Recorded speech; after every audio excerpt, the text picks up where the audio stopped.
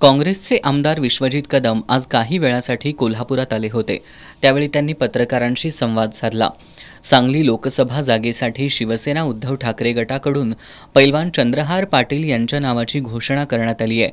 मात्र यावरून काँग्रेसने नाराजी व्यक्त केली आहे। सांगलीची जागा काँग्रेसला मिळावी यासाठी काँग्रेसचे आमदार विश्वजित कदम हे सातत्याने आग्रही भूमिका मांडतायत। मात्र याबाबत अद्यापही निर्णय झालेला नाही।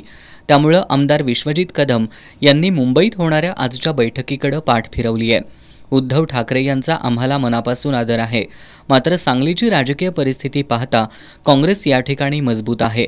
त्यामुळे ही जागा काँग्रेसला मिळावी आणि उद्धव ठाकरेंनी यातून मार्ग काढावा अशी आमची विनंती असल्याचंही आमदार कदम यांनी सांगितलं। आदरणीय उद्धव ठाकरे साहेबांचा आम्हाला सर्वांना मनापासून आदर आहे, कारण महाराष्ट्राच्या राजकारणामध्ये सध्या ज्या संघर्षातून त्या शिवसेनेची आणि महाविकास आघाडीची लढाई लढतायत हे आम्हाला एक आदराचा विषय आहे। परंतु सांगलीची राजकीय परिस्थिती एकंदरीत सांगलीच्या 6 विधानसभा मतदारसंघांमध्ये असणारे जो काँग्रेस पक्षाला मानणारा वर्ग आहे, लोक आहेत, कार्यकर्त्यांची जी एक फळी आहे, या सगळ्यांच्या भावना मी सातत्याने आज महाराष्ट्रातली देशपातळीवर मांडत आहे की त्या अनुषंगाने सांगली जिल्हा हा काँग्रेस पक्षाचा बालेकिल्ला आहे। स्वर्गीय वसंतदादानंतर माझे वडील पतंगरावजी कदम साहेबांनी हा किल्ला शाबीत ठेवला। 1999ला 9 आमदारांपैकी 6 आमदार काँग्रेस पक्षाच्या चिन्हावर कदम साहेबांनी निवडून आणलेले होते।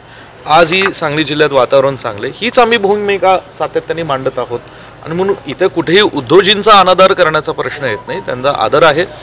उद्धवजींनाच आमची विनंती आहे, आदरणीय उद्धव साहेबांना आणि शिवसेनेला, की काँग्रेस पक्षाबरोबर आपण चर्चा करावी, यातनं काहीतरी तातडीने तोडगा काढावा, मार्ग काढावा।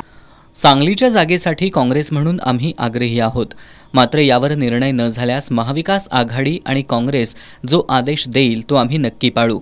मात्र सांगलीच्या जागेवर योग्य तोडगा निघेल असा आम्हाला विश्वास असल्याचं आमदार विश्वजित कदम यांनी सांगितलं। मी काँग्रेस पक्षाचा कार्यकर्ता आहे। काँग्रेस पक्ष महाविकास आघाडीतला एक महत्त्वाचा घटक पक्ष आहे आणि काँग्रेस पक्ष हा राष्ट्रीय पक्ष आहे आणि म्हणून या ठिकाणी माझ्या काँग्रेस पक्षाच्या नेत्यांकडून जो मला आदेश येईल तो मी पाळेल। महाविकास आघाडी म्हणून जो काय आघाडी धर्म असेल तो सुद्धा मी भविष्यात पाळेल, परंतु आजही ह्या भूमिकेवर मी ठाम आहे। मी पुन्हा सांगू इच्छितो की काँग्रेस पक्षाला ही जागा मिळावी।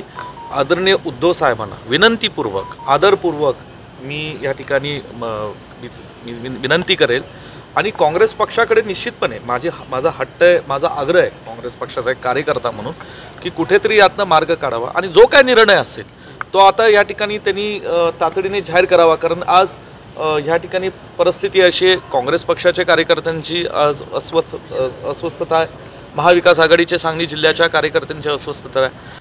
महाविकास आघाडीमध्ये बिघाडीचा काहीही संबंध नाही। महाविकास आघाडीमध्ये 3 ते 4 जागांचा निर्णय बाकी आहे, तो लवकरच होईल असंही आमदार कदम यांनी सांगितलं। सांगलीची जागा काँग्रेसला मिळू नये यासाठी अंतर्गत कुणाचा विरोध आहे काय या पत्रकारांच्या प्रश्नावर मात्र आमदार कदम यांनी निवडणुकीनंतर याचा शोध घेतला जाईल अशी टिप्पणी केली।